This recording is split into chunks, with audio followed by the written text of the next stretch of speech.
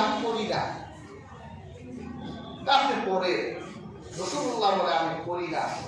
রাসূলুল্লাহকে বুকে নিয়ে চাপ দিলে রাসূলুল্লাহ করতে লাগলেন। সুবহানাল্লাহ। নিচে নামলে খাদিজার কাছে গেলেন, রাসূলের শরীরে জ্বর এসে গেছে অলরেডি,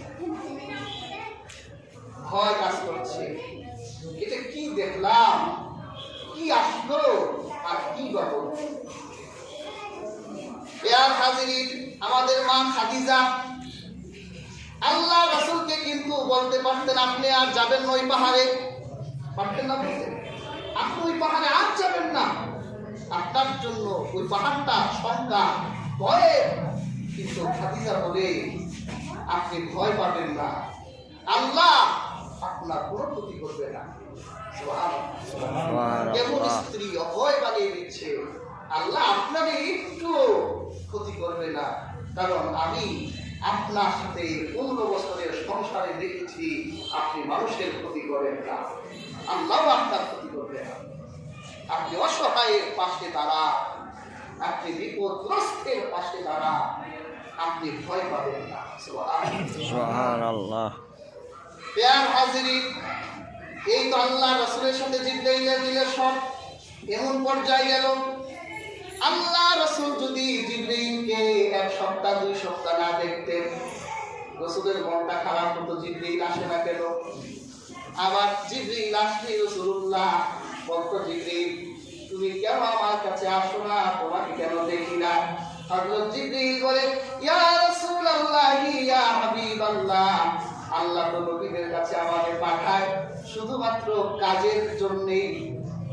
ইয়া রাসূলুল্লাহ ইয়া হাবিবাল্লাহ, কাজ ছাড়া কেমন করে আপনার কাছে আমি আসি? একবার তো রাসূলুল্লাহ বলল, জিবরাইল আমি তোমাকে দেখতে চাই।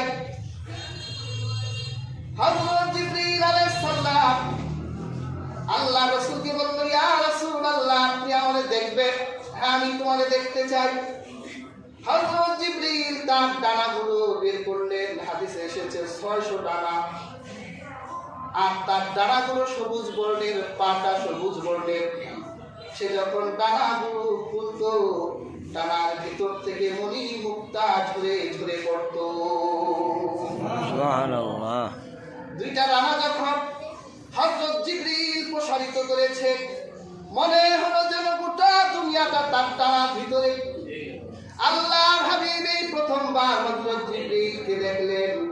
আর সূরার নজরে আল্লাহ বলেন, লাকাদ রাআহু নাযলাতান উখরা, আপনি সিদরাতুল মুনতাহা জিবরাইলকে আরেকবার দেখলেন। পুরো 600 ডানা বিশিষ্ট হযরত জিবরাইল আল্লাহ রাসূল সাল্লাল্লাহু আলাইহি সাল্লাম সিদরাতুল মুনতাহায় হযরত জিবরাইল আলাইহিস সালাতু ওয়াস সালামকে পুনরায় দেখলেন। বড় বড় নিদর্শন রাসূলুল্লাহ সিদরাতুল মুনতাহা দেখলেন। এই সিদরাতুল মুনতাহার পর এটাই মাখলুকের শেষ সীমানা, বর্ডারের পর যাওয়া যায়, আর পুরো মাখলুক বর্ডার পার হতে পারে না। এরপরে যে জগৎ, এই জগৎকে বলা হয় গায়েবের জগৎ। আল্লাহ তো গায়েবের খবর আমাদের দিবে। অনেক বর্ণনা, এর উপরে যে বর্ণনাগুলো এসেছে, আল্লাহ 70,000 গুণের পর্দা আছে। রাসূলুল্লাহ আল্লাহর সাথে কিভাবে দিদার দিয়েছিলেন সেটা আল্লাহ ও তার রাসূলই ভালো জানে। কিন্তু আমরা এগুলো, এই বর্ণনাগুলো দিয়ে পৃথিবীর মুখে ফেতনা লাগিয়ে দেওয়ার, কিন্তু যত বর্ণনা আছে সিদরাতুল মুনতাহা পর্যন্ত সবগুলো সহি। সুবহানাল্লাহ। আল্লাহর সাথে রাসূলুল্লাহ দিদার করলেন। আমরা আহলে সুন্নাত জামাত এই আকীদা রাখি যে আল্লাহ রাসূল সশরীরে সচক্ষে আল্লাহকে দেখেছে। যদিও বর্ণনা মা আয়েশা থেকে বর্ণনা আছে যে আল্লাহ রাসূল আল্লাহকে দেখেননি, কোরআনের আয়াতও আছে। আব্দুল্লাহ বিন আব্বাস রাদিয়াল্লাহু তাআলা বর্ণনা থেকে বোঝা যায় যে রাসূলুল্লাহ 2 বার আল্লাহকে দেখেছেন। সুবহানাল্লাহ। সেটা কিভাবে দেখেছেন সেটা আল্লাহ পাকই ভালো জানে। এগুলো নিয়ে আমরা আটক করলে চলবে চলবে না। আনলেন কি আল্লাহ, তোহফা দিলেন কি? 50 ওয়াক্ত নামাজ। রাসূলুল্লাহ ফিরছেন, ষষ্ঠ আকাশে মুসা নবী বসা। মুসা আলাইহিস সালাম বলে, আল্লাহ আপনাদের তোহফা দিল কি, হাদিয়া আনলেন কি? রাসূলুল্লাহ খুশির অতিশয্যে বললেন, আল্লাহ 50 ওয়াক্ত নামাজ দিয়েছেন। সুবহানাল্লাহ। এই বর্ণনা আছে বুখারী মুসলিমে, এই বর্ণনা আছে। তখন মুসা আলাইহিস সালাম বলল, আমার তো উম্মত বনি ইসরাঈল ছিল, আপনি জানেন আল্লাহ 2 ওয়াক্ত নামাজ দিছিল, এগুলিতে 2 ওয়াক্ত নামাজও পড়তো না। 50 ওয়াক্ত পড়বো, আপনার উম্মতের হায়াত তো দুর্বল, 50 ওয়াক্ত পড়তে পারবে, আপনি আবার যান, একটু কমাইয়া দেন। রাসূলুল্লাহ কমাতে কমাতে কমাতে কমাতে 5 ওয়াক্ত।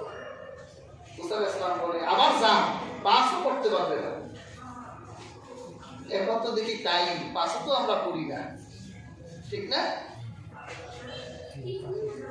ইয়ার হাজির আবার না পড়ার বাহানাও কম না। দেখলাম একশ্রেণী ভণ্ডরা, এখন ইউটিউব আসছে, অনেক জিনিস শুনি দেখি, একশ্রেণী ভণ্ডরা নামাজ না পড়ার জন্য কোরআনের সূরা মাআরিজের 23 নম্বর আয়াতে দলিল দেয় যে আল্লাহ কোরআন শরীফে বলছে, আল্লাযীনা হুম আলা সালাতিহিম দাঈমুন। আল্লাহ এই আয়াতে দায়মি নামাজের কথা বলছে, কায়েমি নামাজের কথা বলে নাই। মানে অর্থ হলো আমরা ওই 5 ওয়াক্তের কায়েমি নামাজ পড়বো না, এটা কোরআন শরীফে নাই। আসছে দায়মি নামাজ, আমরা 24 ঘন্টায় নামাজ পড়ি।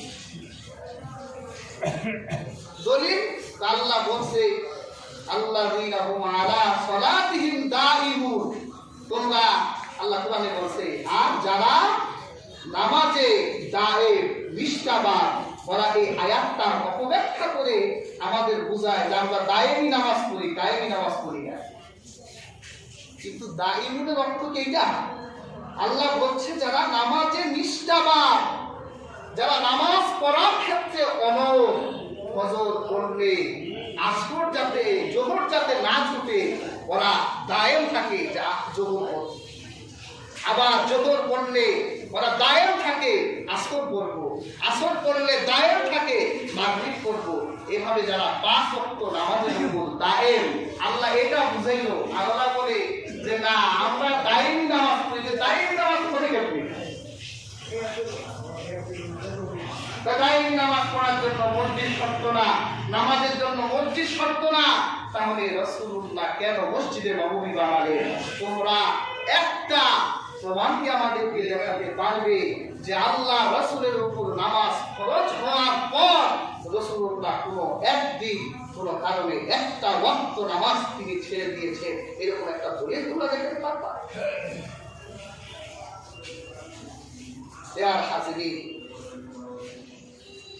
রাসূলুল্লাহ কখনো তিনি নামাজ তরক করে নিজে ইমামতি করে নামাজ পড়তেন।